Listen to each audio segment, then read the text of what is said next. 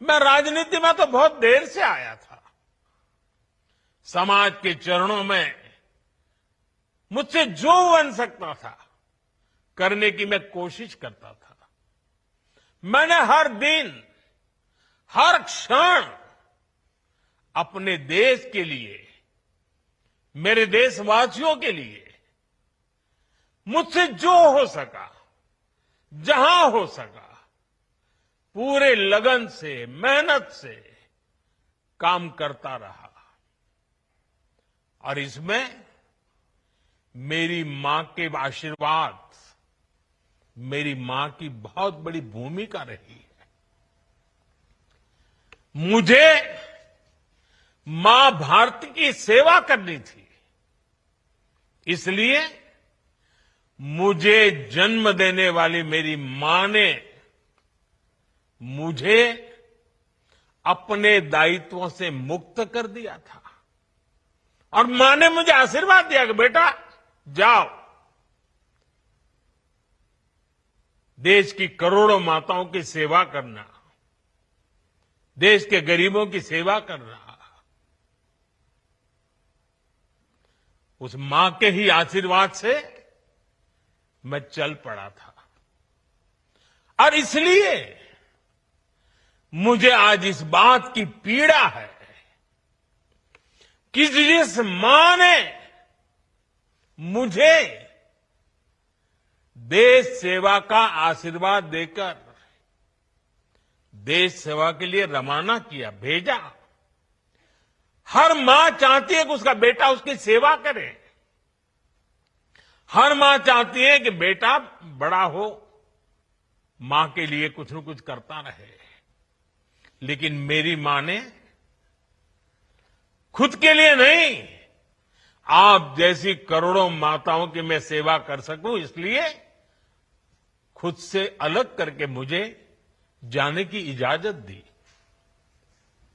आप सब जानते हैं, अब मेरी मां का शरीर तो इस दुनिया में नहीं है। कुछ समय पहले 100 साल की उम्र पूरी करके वो हम सबको छोड़ के चली गई। मेरी उस मां को, जिसका राजनीति से कोई लेना देना नहीं, जिसका शरीर भी अब नहीं है, मेरी उस मां को आरजेडी कांग्रेस के मंच से भद्दी भद्दी गालियां दी गई। माताएं बहनें, मैं देख रहा हूं आपके चेहरे, आपको भी कितना दर्द हुआ होगा। मैं देख रहा हूं कुछ माताओं के आंख में आंसू मुझे नजर आ रहे हैं। ये बहुत ही दुख देने वाला है, कष्ट देने वाला है, पीड़ा देने वाला है।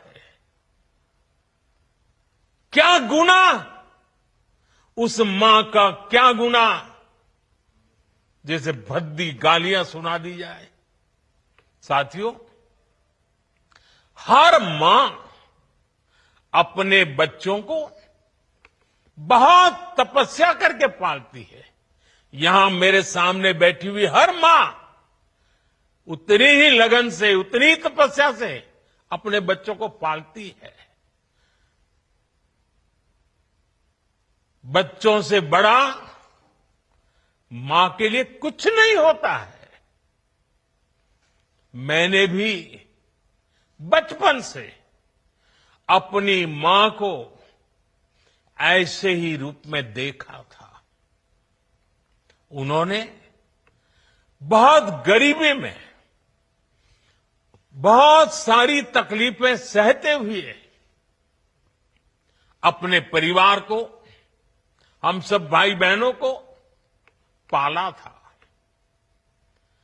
मुझे याद है, बारिश का मौसम आने से पहले मां इस कोशिश में जुट जाती थी कि छत न टपके, ताकि उसके बच्चे चैन से सो सके।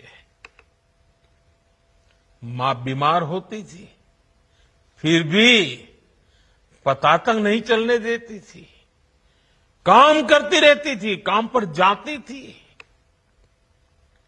वो जानती थी कि अगर उसने एक दिन आराम किया तो हम बच्चों को दुख सहना पड़ेगा। कठिनाइयों का पता मेरे पिताजी को भी लगने नहीं देती थी मां। वो अपने लिए कभी कोई नई साड़ी तक खरीदती नहीं थी। वो एक एक पाई जमा करती थी ताकि अपने बच्चों के लिए एक जोड़ी कपड़ा बनवा सके। और बात भले मैं मेरी मां की कर रहा हूं, लेकिन मेरे देश में करोड़ों मां ऐसे ही तपस्या करती है। मेरे सामने जो माताएं बहनें बैठी है ना, उन्होंने भी इतना ही कष्ट झेला है। एक गरीब मां जीवन भर ऐसे ही तप कर अपने बच्चों को शिक्षा दीक्षा देती है, ऊंचे संस्कार देती है। इसलिए मां का स्थान देवी देवताओं से भी ऊपर माना जाता है।